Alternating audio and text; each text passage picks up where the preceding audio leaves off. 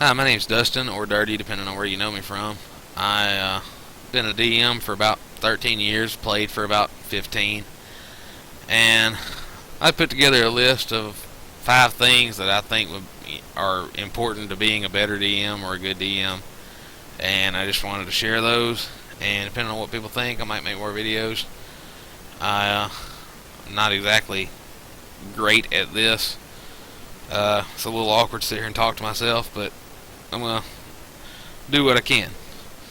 The first one is to not be so rigid and to think you have to control everything in your game. I've seen DMs that, and in the very beginning, I was the kind of DM that I would get like angry if people would try to add something to my game because it felt like that they were, hijacking my game and just running away with it. But if someone's adding something constructive, then go with it. Don't let them just totally go in a completely opposite direction of you and just totally destroy everything, of course. But if they're asking basic things, like if you've described a little 15-foot square room in a dungeon, and they just ask something like, is there spider webs in the corners, go with it. Let them add things. And with the as far as the example of the cobwebs, maybe they can use that. They can push someone into it, and then they'll be distracted on their turn, getting spider webs out of their eyes so they can see again or stuff. And that was something cool that you added to the game that they added to the game that you didn't have to do, and it enhanced the game. And with the sorry, I lost my train of thought. With the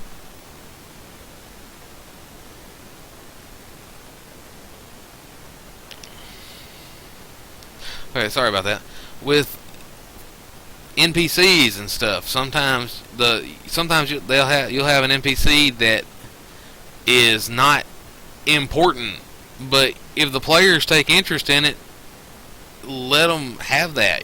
Go with it and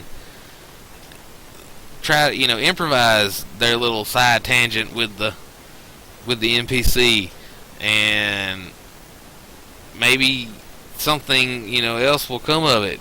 Or a lot of the times with monster characters, it's really interesting when the players try to keep one of them alive and question them. And some DMs freak out. They're like, "Oh my God, these were just nobodies that were supposed to attack the party because they're evil." End of thought process. Yeah, they had nothing to go on it, and then the DM gets mad because if they feel like the player's putting them on the spot, and really the player's just trying to play the game. They're not trying to put you on the spot. You've got to get out of that mentality that the players are taking something from you when they add something to your game. They're not taking from you, they're giving you something. And you should appreciate it, and just the mindset there will help you a lot, because instead of freaking out like I have nothing planned for these goblins, throw anything together. Just if they try to talk to them, just how hard is it to think, why do, like, if they were attacked on the road, why do people steal things? Maybe the goblins were hungry. If that's all you can come up with, then still at least they have a valid reason for being there.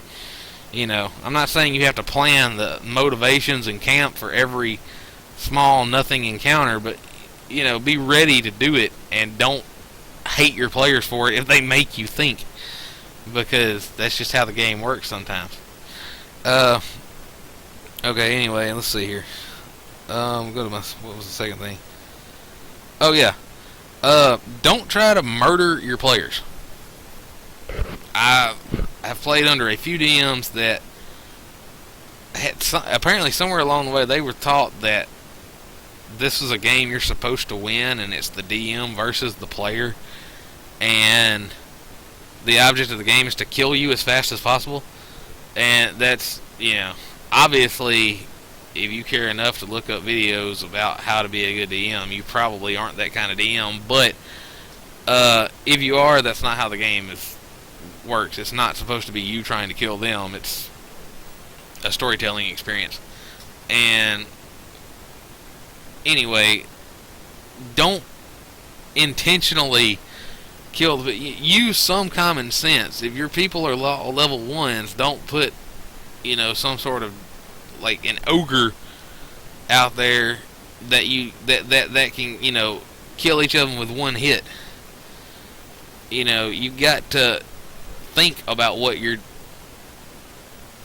doing. Now that's not to say that you can't ever show them an ogre or something, but you shouldn't make it an unavoidable altercation. You don't want them to be surrounded by something that's unless it's obviously a story device, which I will get into later. But just don't try to kill your people, your players, because nobody's going to have fun with that. They're going to resent you for it, and it's not the kind of game that anybody's going to want to play. And you're probably not going to have fun either, unless you're some kind of sick, sadist that gets off on causing other people discomfort. And yeah, that's a whole different problem you should be looking into. But there's also an opposite side of the spectrum that can almost be just as bad. Don't be don't constantly use divine intervention or deus ex machina to fix every mistake that the players make. Now, like I said, you can show them something that's out of the league. Like if they're level 1, you can show them an ogre in the distance. Maybe there's a cave with an ogre living in it, and they can see that way at the top of the hill as they're walking by. But if this ogre's not bothering them and they're like, hey, let's go kill this ogre for no reason because we're players and he's a monster and we should do that, and then they get the shit beat out of them, let it happen. I mean, if there's something different between killing your people and then not letting them die at all. You've got to create a balance, because you don't want to be the DM that people that people know that you never kill anybody. And well, I mean, it's not you killing them, but that will never let someone die, because then people will kind of tend to act just plumb crazy. They'll just totally lose their mind in your game and think they can get away with anything, and that can be really, that can really derail a campaign also, and just, depending on what kind of feel you're going for, totally destroy everything. So like, if you don't want people attacking dragons at level 3 and thinking that they can get away with that without any kind of ill effects, then you don't want to build a reputation for that. If you already have a reputation for doing that in your games and nobody ever dies, then you don't have to just totally just drop the hammer on them and just smash them, because that's going to create its own share of problems, and they're going to be like, wait, I've got away with this kind of behavior before. Why am I all of a sudden being punished for it? So you have to give them some sort of. There's got to be a procedural thing. You try asking them, "Are you sure you really want to do that? Are you sure that's a good idea?" Or you could also do something that's less extreme than just outright killing them. So if they go and pick a fight with this ogre, maybe he just really kicks their ass and makes them slaves, or steals all their stuff and throws their bodies in the river. You know, he's not a doctor. He can't tell if they're alive or dead. If they're unconscious, he's like, dead stuff, throw it away. Or maybe they escape, but if they escape, if they start a fight, realize it's a bad idea, and then leave, then that's not really a problem with. That's basically saying that apparently you've got your point across because they realize this is a bad idea, and that requires no further input on your part. But maybe they bite off more than they can chew, and he cripples one of them. The player that decided to pick this fight gets an arm lopped off, or gets his knees crushed with the club, and now he's got some sort of disability that'll haunt him forever, or a horrible scar, or maybe it's something that requires medical or magical attention, like lopping off an arm, and then he has to adventure with one arm for a while until he can save up to pay for an NPC to cast regeneration on him, that sort of thing. Or if you're playing like I don't know, a D20 Future campaign or something, or Shadowrun, then maybe now he has to have a prosthesis, and that really wasn't something he wanted to do, but at least he didn't die. But yeah, I think I've made my point on that and talked in circles long enough.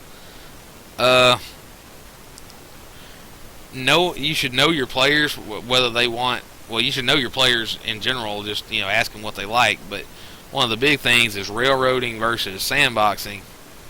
And if you have players that like a lot of freedom, they're gonna smell the railroad tracks a mile away, and they might go along, or they might intentionally try to foil your plans and do their own thing. You just got to be. That goes back to part one, not trying to control every aspect. If they don't want to do the main quest, you can try to have it circle around back to the main quest. The side quest will tie into the main quest, or you might take the side path and just go with it. It just depends on how good you are at improv. And some people like to be led by the nose, and don't really care for sandboxing. But you'll notice if you have players that are more inclined, that prefer a sandbox game, they'll kind of give you ideas and do things on their own.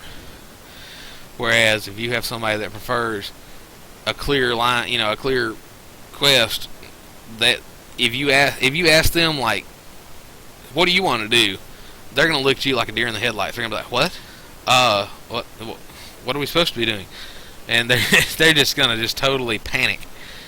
It just comes down to just who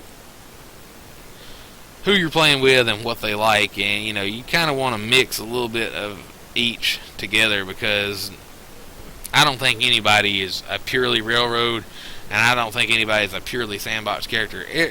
Player. Everybody likes a little bit of each. It's just about where on the spectrum you fall.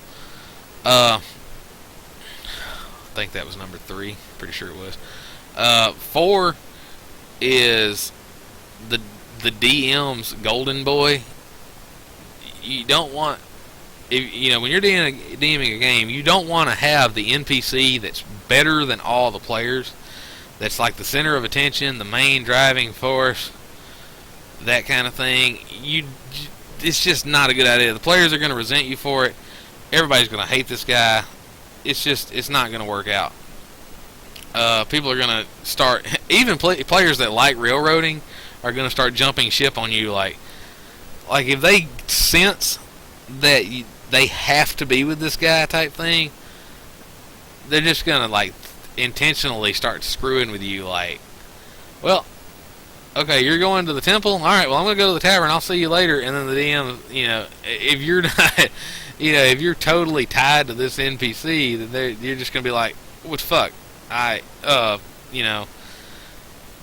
it's gonna create a bunch of chaos that's unnecessary. There's nothing wrong with having NPCs. There's nothing wrong, you got to have NPCs, obviously. There's nothing wrong with even making them part of the group, but you don't want it to be. You don't want to invest so much energy into it that it overshadows the other players. And like for example, when I add an NPC, I always try to gimp them in some kind of way so that they don't. So I know they're not going to overshadow. Like giving them a cleric. I don't really believe in the whole you have to have a healer thing. I believe that if the party don't have a healer, then the party just don't have a healer, and if they're not dumbasses and act accordingly, then they'll be fine. You just you can't take as many risks if you don't have a healer. That's all it is to it. But anyway, there have been times where that the players did need an extra person or a healer for the particular occasion. So, like, I've given them a cleric, but this cleric was like, he was just a trainee. So he was like a level 1. He was a level 1 or 2 cleric, and could do all the cleric-y stuff. But he was horrified of undead, and it's not that he was a coward. He would stand and fight with them, but ghouls, ghast, zombies, skeletons. He wasn't about that. He was done, and you can find him back at the door, covering your way out, because he wasn't going in there. And that was, first of all, hilarious, and the players really liked it. But second of all, they liked him because he was like, a guy that they could go to for help, but it wasn't like, ooh, the DM's character, this guy's so cool, when do we get rid of him? And that's kind of, the more energy you invest in an NPC you're trying to force on the players, it's like they're just going to see through it, and it's, never going to go well. If you want to play, you need to find a DM and you need to play yourself. Don't try to play vicariously through your game.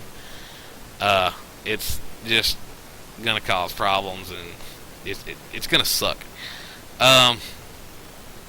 So yeah. Okay, yeah, and the last thing is rewarding players for things that that you appreciate or you want in your game. So if you did have a player that would offer you information, or come up with stories and little bells and whistles to add to it, then appreciate them for it. Give them bonus experience, or hero points or action points or fate chips, or whatever it is that you do that motivates your players. That come up with some kind of system that you can give them cool stuff with. And I'll actually do another video about cool stuff you can motivate your players with, because I have a few ideas about that. But that's important to them. It makes them feel relevant and whatever, as far as that they matter when they can add something to the game, and 9 times out of 10 it'll help them out. People ain't gonna really add things that's gonna screw them up. Like if the rogue wants to fight in a dark alley and run and kick off of a barrel to backflip over the enemy to get his flanking bonus, you might have forgot to put a barrel in the alley, but he asks you, hey, is there a barrel over here? Is there anything next to them I can jump on? You'd be like, yeah, there's a barrel there, why not? And that made your dungeon a little less two-dimensional. It made it, seem more real and more believable. So, you should reward them for that. And yeah, I think that's, everything that I've got right now. If you have any questions, you can comment them, or I might take it upon myself to elaborate on some of these topics in later videos. But I had a few ideas. I want to throw them out there and just see people's response. And I guess that's everything. Thanks for watching.